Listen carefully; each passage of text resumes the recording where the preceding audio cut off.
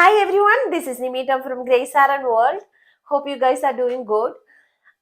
In fact, I have got lots of inquiry regarding NNAs. To send messages to individually regarding NNAs, it's very hard for me. So I thought that uh, taking a video might help you guys. Okay, so today we are going to see about NNAs. Okay, so NNAs is a National Nursing Assessment Service that will help the international nurses to get registration in Canada. So if you want to know more about NNAs, then you can go to this site, that is www.nnas.ca.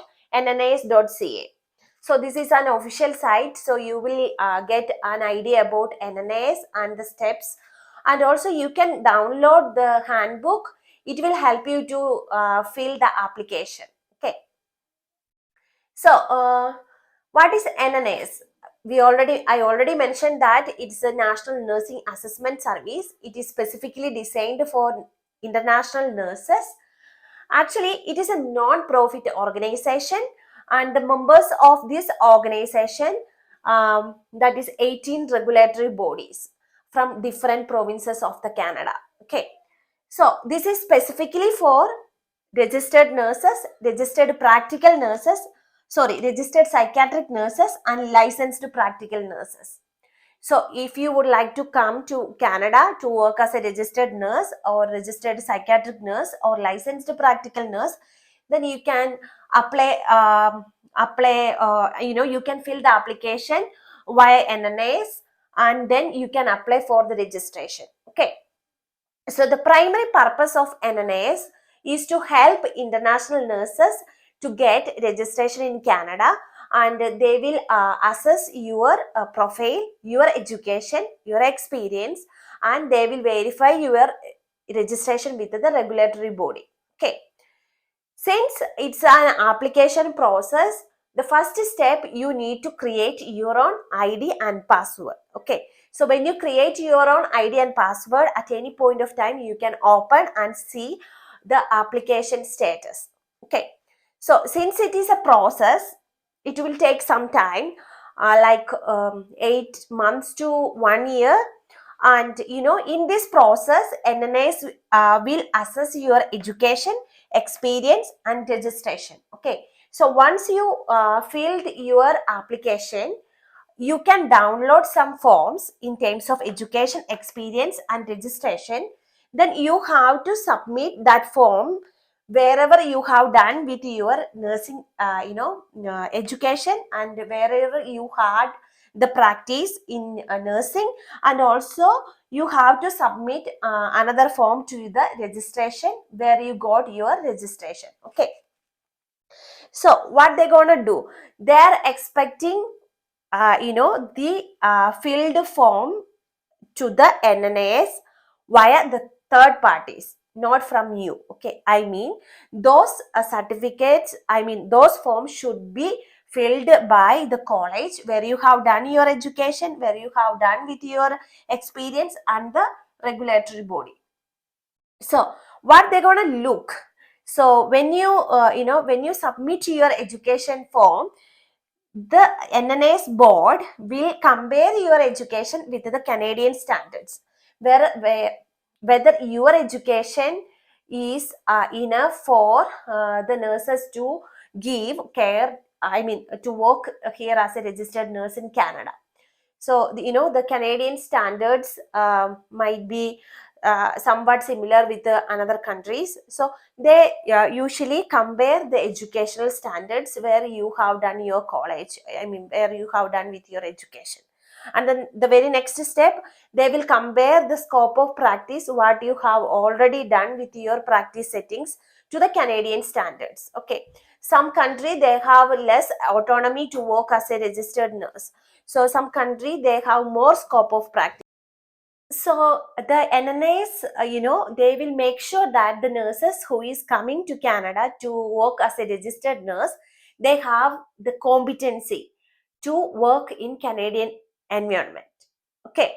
So when the NNAs receive all the required form, they start to assess the particular nurses competency. Okay, and After assessing the competency, they will give you an advisory report. So the advisory report, you could see there is the evaluation about your file, whether your education, your experience is comparable, or if it is it somewhat comparable, or is it not comparable. Okay, so based on that advisory report, at the end you could see the percentage of they will give you a percentage of evaluation. I mean, the how much you got in their evaluation. So when you get that advisory report, the very next step is to submit that advisory report to the regulatory body where you wish to work as a registered nurse in Canada. I mean, if you would like to work as in Ontario or in Nova Scotia or in Alberta, based on your preference, you can submit that advisory report to the regulatory body of that particular province. Okay, so in the beginning of the application process, and also when you submit your advisory report to the particular regulatory body, you should have to spend some amount of money for the application process. Okay, so about the fees details, you can see it in the handbook. So once the regulatory body receive the advisory report, they will assess your application, and they will assess whether you would be able to meet their registration requirement. Sometimes some provinces, they might ask you about the English language requirement, some province not. It totally depends on your education experience, and if you are already in Canada, and if you done with some programs, then they won't ask you the English language. Okay, then the regulatory body also will assess your profile, and they will give you the assessment report, and they will give you when you open, you can see that whether you meet the requirements, whether you meet the registration requirement. So when you meet all the required the registration requirement, you can write NCLEX or RxPN.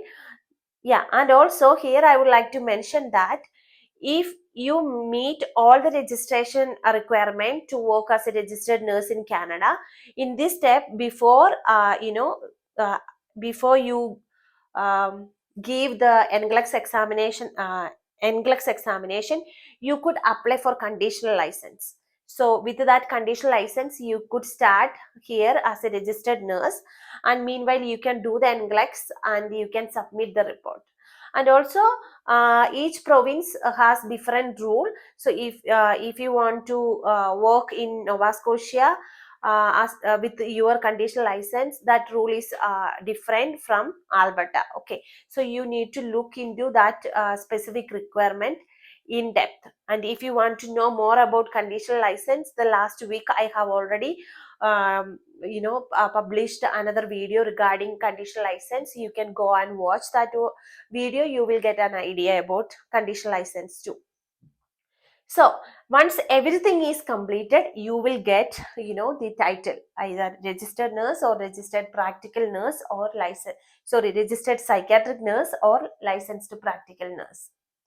So overall, this is about NNAS and the steps and how you submit your advisory report to the regulatory body, how in what stage you can apply for conditional license.